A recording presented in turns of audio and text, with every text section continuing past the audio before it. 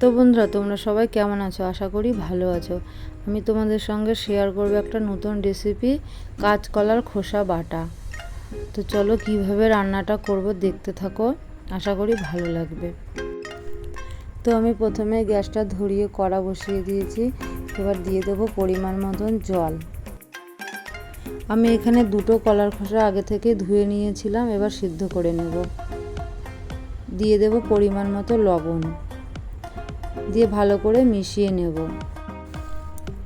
লবণটা দেব কারণ খোসাটা তাড়াতাড়ি সিদ্ধ হয়ে যাবে আর খোসাটার মধ্যে লবণটা ভালো করে ঢুকে যাবে।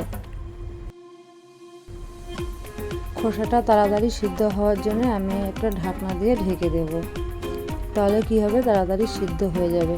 মাঝে একবার ঢাকনাটা তুলে দেখব কতটা সিদ্ধ হলো। সিদ্ধর পরিমাণ কম হলে আর একটু করে নিতে হবে, পুরোপুরিভাবে সিদ্ধ করে নিতে হবে। তো আমার সিদ্ধ করা হয়ে গেছে, এবার খোসাগুলো একটা বাটিতে তুলে নেব।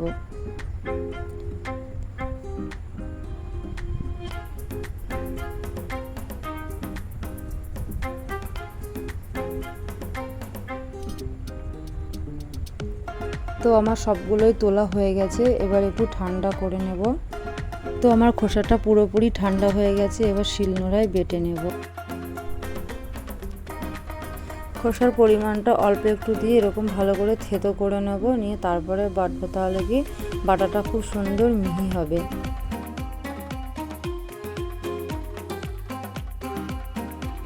তো আমি এই রান্নাটা প্রথম খেয়েছিলাম আমার নিজের ছোটো কাকিমা শাশুড়ির হাতে, একবারই খেয়েছিলাম। তো রেসিপিটা আমার খুব ভালো লেগেছে, তো আমি ভাবলাম আমিও বাড়িতে একদিন ট্রাই করব। আমি আজকে এই কাঁচকলার একটা নিরামিষ তরকারি করেছিলাম, তো ভাবলাম রান্নাটা আজকেই করি আর তোমাদের সাথেও শেয়ার করি। তো আমার খোসা বাটা হয়ে গেছে, এবার একটা বাটিতে তুলে নেব।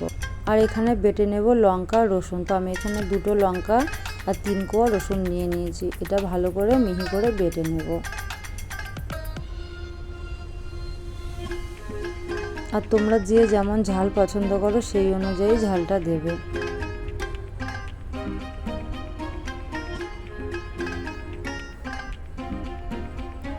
তো আমার এখানে রসুন আর লঙ্কা বাটা হয়ে গেছে, যে বাটিতে আমি খোসাটা তুলেছিলাম সেই বাটিতেই তুলে নেব।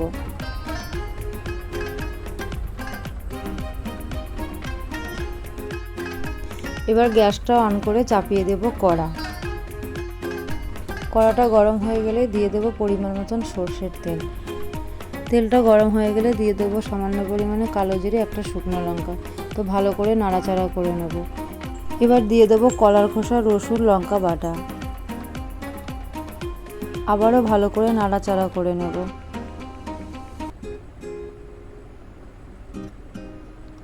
দিয়ে দেবো সামান্য পরিমাণে লবণ আর একটু সর্ষের তেল, দিয়ে ভালো করে এটা ভাজা করে নেব। ততক্ষণ ভাজতে থাকবো যতক্ষণ খোসা বাটাটা একদম মাখা মাখা না হয়ে আসছে। তো আমার রান্নাটা প্রায় হয়েই এসছে, এইভাবে লাল লাল করে ভেজে নেব। তো আমার রান্নাটা কমপ্লিট হয়ে গেছে, একটা বাটিতে তুলে নেব। আর আমার ভিডিওটি কেমন লাগলো তোমরা কমেন্টে জানিও। আর আমার সম্পূর্ণ ভিডিওটি দেখার জন্য অসংখ্য ধন্যবাদ। দেখা হচ্ছে নেক্সট ভিডিওতে।